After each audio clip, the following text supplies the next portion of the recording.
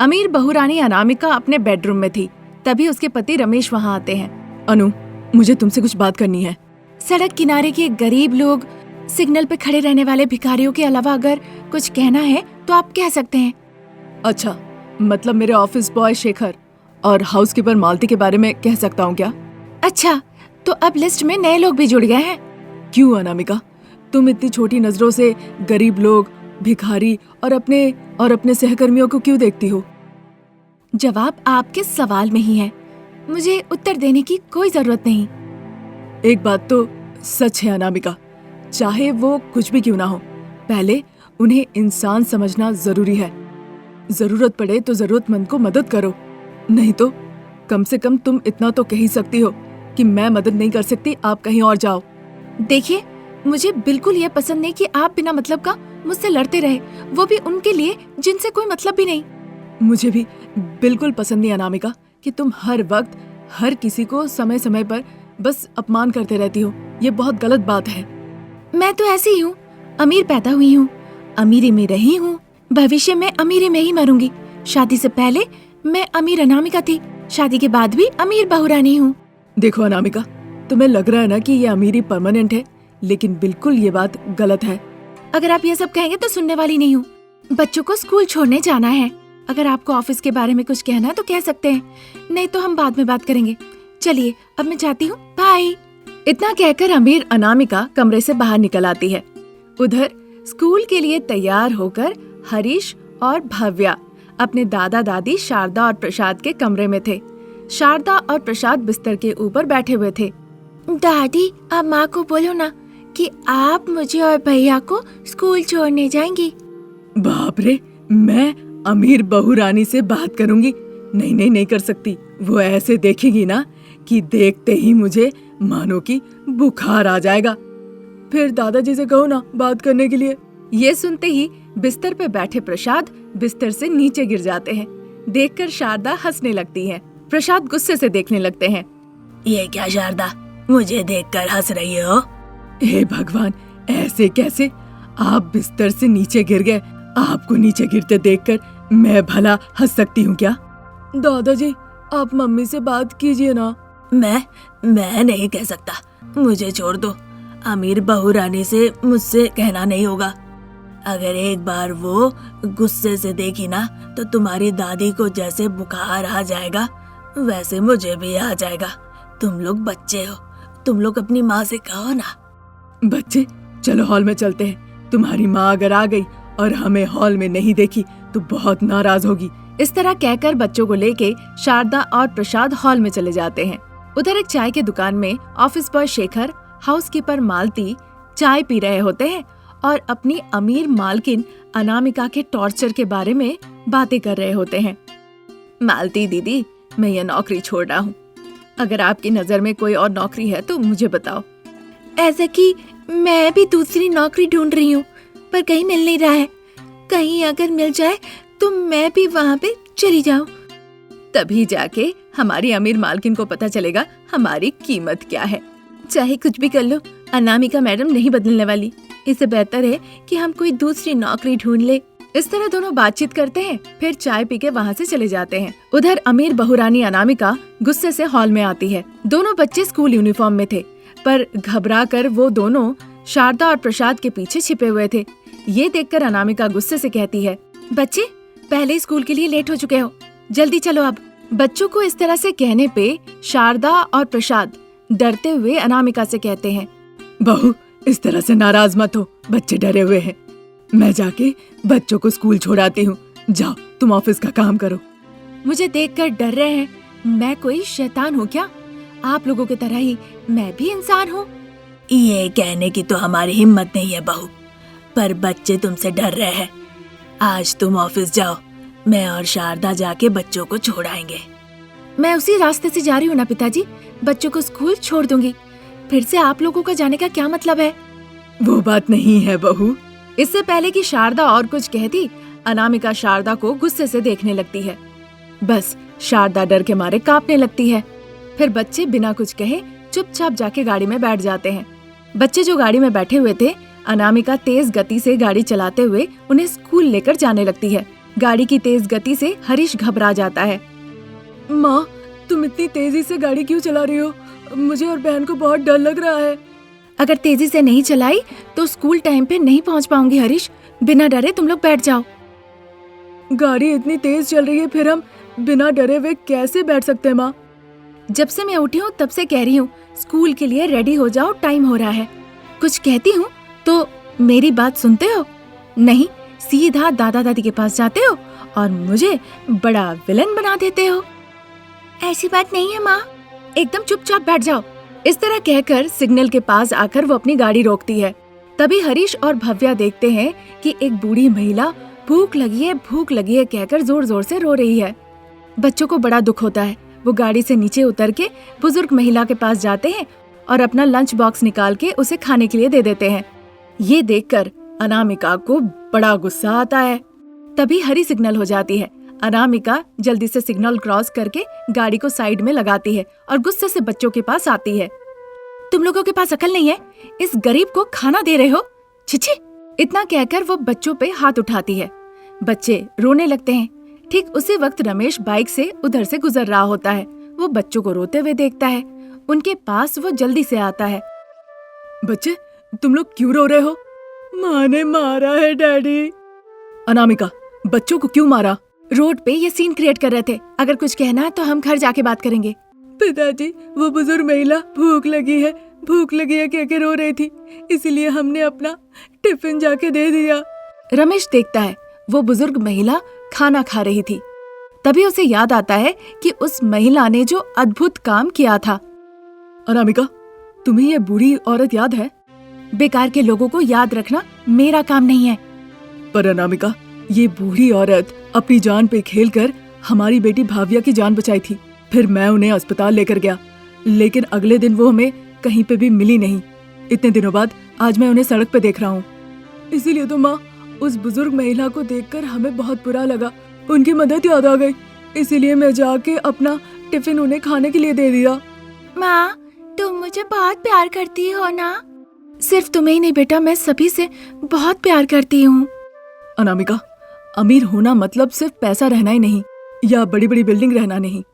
मजबूरी में रहने वाले लोग, मिडिल क्लास लोग, भिखारी, वर्कर्स, ऐसे सारे लोग हमारे आसपास रहते हैं। ये लोग भी तो इंसान ही हैं। मतलब? इस तरह अनामिका के पूछने पर रमेश आसपास के सारे लोगों के बारे में बताने लगता है। तब जाके अमीर बहुरानी अनामिका को थोड़ा समझ आती है। फिर गाड़ी में बैठ के वहाँ से चली जाती है। समय के साथ साथ अनामिका में बहुत बदलाव आता है। फिर एक दिन अनामिका अपने बच्चों को गाड़ी में बैठाकर कंबल, स्वेटर लेकर सड़क पे जाती है। माँ, ये आप हो? इससे पहले तो आप हमें यहाँ पर कभी नहीं लाई। मुझे अपनी गलती का एहसास हो गया बच्चे, इसीलिए गाड़ी में मैं कंबल, स्वेटर सब लेकर आई हूँ गरीबों को देने के लिए। मतलब तुम गरीबों को दान करने की बात कर रही हो माँ? आप तो सच में महान हो माँ। इस तरह कहकर बच्चे हरीश और भव्या बहुत खुश होते हैं। फिर सड़क पे जो गरीब, भिखारी, बुजुर्ग लोग थे, अनामिका और बच्चे उन सभी को जाकर कंबल, स्वेटर, टोपी, मफलर सब दान करते हैं। सभी लोग वहाँ पे अनामिका को बहुत धन्यवाद कहते हैं। मैं आप सभी के लिए ही हूँ। मैं आप सभी के लिए एक अच्छा अस्पताल बनवाऊंगी, रहने के लिए एक अनाथ आश्रम बनवाऊंगी, बंदोबस्त करवाऊंगी ताकि आप लोग वहाँ पे अच्छे से रह सके। भरोसा रखिए, कल से आप सभी के लिए मैं नए कपड़े ले आऊंगी, आप सभी की सेवा करूंगी। कल आप लोगों से मैं फिर से मिलने आऊंगी। ऐसा कहकर अनामिका बच्चों को गाड़ी में बैठाती है और वहाँ से ऑफिस चली जाती है। अपने सीट पे बैठती है। सामने शेखर और मालती खड़े थे। Malati, Shekhar, I am very sorry. मुझे इस तरह से नहीं डांटना चाहिए था। आज से हम सब मिलकर काम करेंगे, क्या कहते हो? ऐसा मत कहिए मैडम, कम से कम आपने हमारे काम को देखा, वही बड़ी बात है। जो होना था हो गया, कल से हम साथ में काम करेंगे। उसके बातों पर सभी लोग खुशी खुशी मंजूर हो जाते हैं। सिर्फ इतना ही नहीं, उसकी ये बातें सुनकर रमेश, शारदा, प्रसाद, सभी लोग, समाज में जितने लोग थे, गरीब दुखी थे, जो अनामिका से बहुत डरते थे, वो अनामिका में ये बदलाव देखकर बहुत खुश होते हैं। अनामिका भी अमीरी के इस नकाब को हटाकर सारे गरीब दुखी की सेवा करने लगती है। ये थी आज की कहानी। नई कहानी लेकर हम जल्द हाजिर होंगे। तब तक के लिए नमस्कार। एक बहुत ही प्रसिद्ध देवी माँ का मंदिर था। वहाँ सुभाष बहुत गुस्से से पंडित जी से बात कर रहे थे। ऐ पंडित, आरती लेकर मंदिर के सामने आओ, बहन आ रही है। इस तरह से कहने पे पंडित जी बिल्कुल डरे नहीं और वो कहने लगे, अपर्णा देवी तो मंदिर में ही आ रही है, जब वो देवी माँ का दर्शन कर लेगी मैं उनको आरती दे दूंगा। अभी तो आरती लेके मैं वहाँ नहीं जा सकता। हर बार अपर्णा देवी आएंगी तो आरती लेके उनका स्वागत करने का जरूरत नहीं है, ऐसा विभूषण बाबू ने कहा है। अब अलग से आप ये सब कह रहे हैं। सर का हाथ है इसीलिए तुम ये सब बातें कर रहे हो। अपर्णा देवी को देखने के बाद तो आप ही मेरा सम्मान नहीं करते हैं। इस तरह वो कह ही रहे थे, तब तक वहाँ पे विभूषण आ जाते हैं। सुभाष, तुम मंदिर के सामने जाओ। Okay sir. इस तरह कहकर सुभाष वहाँ से चला जाता है। विभूषण पंडित जी से बातचीत करने लगते हैं। तुमने पुलिहारा कहा था ना, मैंने अपर्णा से बात की थी पंडित जी। जल्दी ये जो पुलिहारा बनाने वाले लोग हैं उनमें हम बदलाव लाएंगे।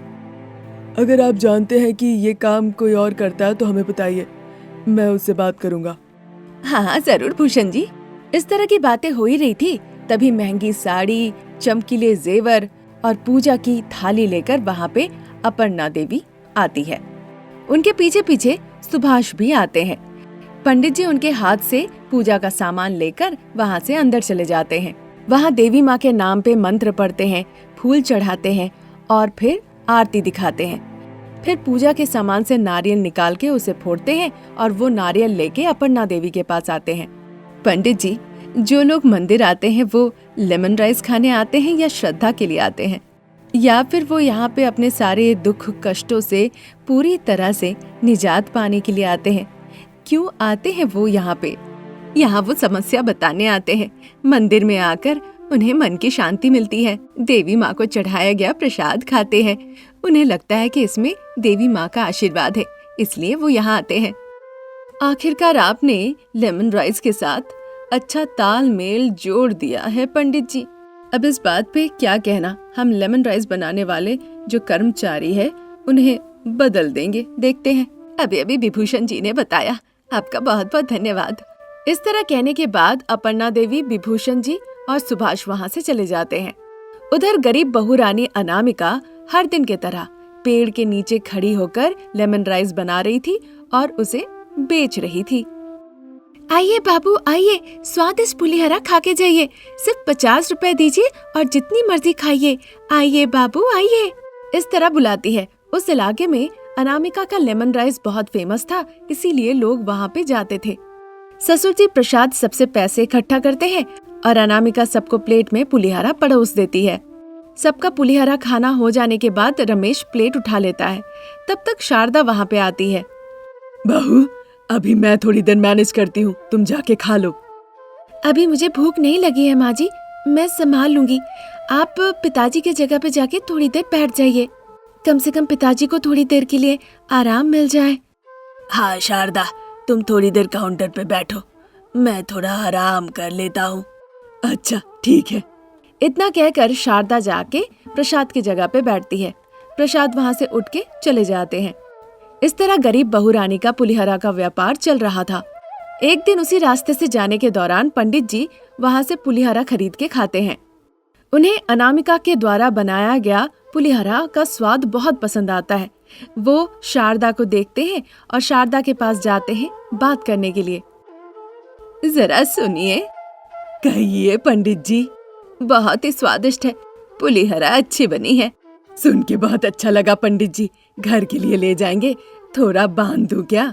मैं ले जाऊंगा, और इसी के साथ मुझे कोई चाहिए जो मंदिर के लिए पुलिहरा बनाए ताकि लोगों को बांट सके। अगर आप तैयार हो तो बहुत कुछ हो सकता है। उसके लिए मेरी बहू से आपको बात करनी होगी। हाँ हाँ जरूर। पर अभी नहीं पंडित जी, व्यापार हो जाने दीजिए, उसके बाद हम बैठ के बात करेंगे। ठीक है, मैं इंतजार करता हूँ। व्यापार खत्म हो जाए उसके बाद बात करेंगे। अच्छा ठीक है पंडित जी। शारदा के इस तरह से कहने पे पंडित जी थोड़ा दूसरी तरफ चले जाते हैं। उधर अमीर घर पे सोफे पे बैठी अपर्णा देवी और बिल्कुल उनके सामने खड़े दिवाकर। मैडम, जो सुना वो सच है? हाँ दिवाकर, भक्त लोग कह रहे हैं मंदिर का पुलिहरा का स्वाद उन्हें अच्छा नहीं लग रहा है। आपको तो पता ही है, वो पुलिहरा क्या है? मुझे एक बार मौका दीजिए मैडम, इस बार का स्वाद मैं बदल दूंगा। ये सब मेरे हाथ से बाहर चला गया दिवाकर, मैं कुछ नहीं कर सकती। अब आप ही देखिए, पंडित जी बाहर देख रहे हैं, अगर कोई अच्छा पुलिहरा बनाने वाला मिल जाए तो। अगर मिल गया तो तुम आउट। मैडम, इसमें मेरी क्या गलती है? आपने जो सामान दिया हमने उसी से बनाया। आप सामान कम देती है, इसीलिए हम कम सामान से ही बनाते हैं। कुछ दिनों के लिए तुम कहीं जाकर छुप जाओ, फिर बताती हूँ क्या करना है। मैडम, आप पर ही भरोसा है, आप धोखा मत दीजिए। आपने जैसा कहा मैं जाके गायब हो जाऊंगा, पर आप हमें भूल मत जाइएगा। इस तरह कहकर दिवाकर वहाँ से चला जाता है। उधर अनामिका के व्यापार में जब पूरा पुलिहरा खत्म हो जाता है। माँ जी, अब हम लोग घर चले क्या? बहू, तुमसे बात करने के लिए बेचारे पंडित जी कब से इंतजार कर रहे हैं। शारदा कह ही रही थी, तभी वहाँ पे पंडित जी आ जाते हैं। उन्हें देखकर अनामिका नमस्ते कहती है। सदा सुखी रहो बेटा, तुम्हारा बनाया हुआ पुलिहरा मैंने खाया, बहुत स्वादिष्ट है। इस तरह का पुलिहरा तुम्हें देवी माँ के मंदिर में बनाना चाहिए। मंदिर में मतलब देवी माँ के प्रसाद के लिए? फिर तो मुझे बस वहीं के लिए बनाना होगा। हाँ हाँ, उसके लिए तुम्हें वेतन भी मिलेगा और देवी माँ का आशीर्वाद भी। मंदिर में काम करने का मौका है, जीवन में सुख मिलेगा। पंडित जी की इस बात पर सास बहू शारदा अनामिका चर्चा करती है और फिर तैयार हो जाती है। पंडित जी भी वहाँ से खुशी खुशी चले जाते हैं। अगले दिन सुबह सुबह सास बहू शारदा और अनामिका को अपर्णा देवी के सामने ले जाकर खड़ा किया जाता है। अपर्णा देवी उनसे बात करती है और जो जो जरूरतमंद सामग्री थे वो दे देती है। सास बहू इस बात से बहुत खुश होती है और सारा सामान लेकर वहाँ से चली जाती है। सुबह सुबह सास बहू पुलिहरा बनाती है और वो लेकर सीधा वो मंदिर आ जाती है। आज पहला दिन है अनामिका, इसीलिए तुम ही देवी माँ को प्रसाद चढ़ाओ। इतना कहकर पंडित जी वहाँ से चले जाते हैं। शारदा खड़ी खड़ी देख रही थी और अनामिका पुलिहरा लेकर देवी माँ को नैवेद्य देती है। खाओ माँ, मेरे हाथ से बनाया हुआ ये पुलिहरा आप ग्रहण करो, इसी में मुझे बहुत खुशी मिलेगी। विशेषकर आपके लिए, सारे भक्तों के लिए मैं ये पुलिहरा बना के लेकर आई हूँ। अनामिका जब इस तरह से कह रही थी, वहाँ देवी माँ की प्रतिमा अदृश्य हो जाती है और देवी माँ साक्षात वहाँ दर्शन देती है। ये देखकर शारदा वहीं पे बेहोश होके गिर जाती है। तुम बहुत श्रद्धा और स्नेह से बनाकर लेकर आई हो, तो तुम ही मुझे खिला दो अनामिका। देवी माँ के इस तरह से कहने पे अनामिका बहुत खुश होती है। वो देवी माँ को पुलिहरा खिला देती है। देवी माँ खुशी खुशी ग्रहण करती है। अनामिका, तुम्हारे हाथ के बनाए हुए पुलिहरा से तो मेरा पेट भर गया। मैं तुम्हें तोहफा देना चाहती हूँ ताकि आने वाले दिनों में तुम्हारे ऊपर कोई संकट न आए। जैसे ही उन्होंने कहा, देवी माँ के सामने एक पुलिहरा का कटोरी प्रकट हो जाता है। अनामिका, ये एक मायावी पुलिहरा है। जब भी तुम्हारे ऊपर कोई खतरा आएगा, ये चावल तुम्हें उस खतरे से बचाएगा। इतना कहकर देवी माँ अदृश्य हो जाती है। फिर वो पुलिहरा लेकर अनामिका वहाँ से सीधा अपनी सासू माँ शारदा के पास जाती है। तब तक शारदा को भी होश आ जाता है और वो उठ के खड़ी हो जाती है। मुझे क्या हुआ था बहू? आप बेहोश होकर गिर गई थी माँ जी, बस। फिर अनामिका मायावी पुलिहरा और अपनी सासू माँ शारदा को साथ लेकर घर लौट आती है। इसी तरह दिन निकल रहे थे। अनामिका अपनी सासू माँ शारदा के साथ पुलिहरा बनाया करती थी और उसे मंदिर में ले जाकर प्रसाद के रूप में बांटा करती थी। धीरे धीरे उनका बहुत नाम हो जाता है। अपर्णा देवी को ये पसंद नहीं आता। वो दिवाकर को बुलाती है और उसके हाथ में एक जहर का बोतल देती है। अनामिका के बनाए हुए पुलिहरा में ये जहर ले जाकर मिला दो। ठीक है मैडम। फिर दिवाकर वो जहर का बोतल लेकर सीधा अनामिका के घर पे जाता है और अनामिका जो पुलिहरा बनाई थी उसमें वो चुपके चुपके से पूरा जहर मिला देता है। शारदा अनामिका का नजर पड़ जाता है तो वो उसे धक्का मार के बाहर निकाल देती है। दिवाकर अपनी जान बचा के वहाँ से भाग निकलता है। फिर शारदा रोते रोते, बहू अब हम क्या करें? समय हो गया है, उधर पंडित जी पुलिहरा लेने के लिए आ ही रहे होंगे। इधर ये आदमी पूरे पुलिहरा में जहर मिला दिया है। अब हम इतना पुलिहरा इतने कम समय में कैसे बनाएं? इस तरह वो कह रही थी, तभी अनामिका को देवी माँ का दिया हुआ मायावी पुलिहरा के बारे में याद आता है। मैं अभी आती हूँ सासू माँ। इस तरह सोचकर अनामिका अंदर जाती है और मायावी पुलिहरा लाके जहर वाला पुलिहरा के साथ मिला देती है। फिर जहरीला पुलिहरा साधारण पुलिहरा में बदल जाता है। सास बहू बहुत खुश होती है। उस पुलिहरा को लेकर वो मंदिर जाती है और भक्तों में वितरण करती है। बाद में देवी माँ के सामने आके अनामिका कहती है, माँ, आज आपका मायावी पुलिहरा ने हमारी तो रक्षा कर ली। आप सच में है माँ। इस तरह सास बहू भक्ति के साथ देवी को प्रणाम करती है। देवी भी बहुत खुश होती है।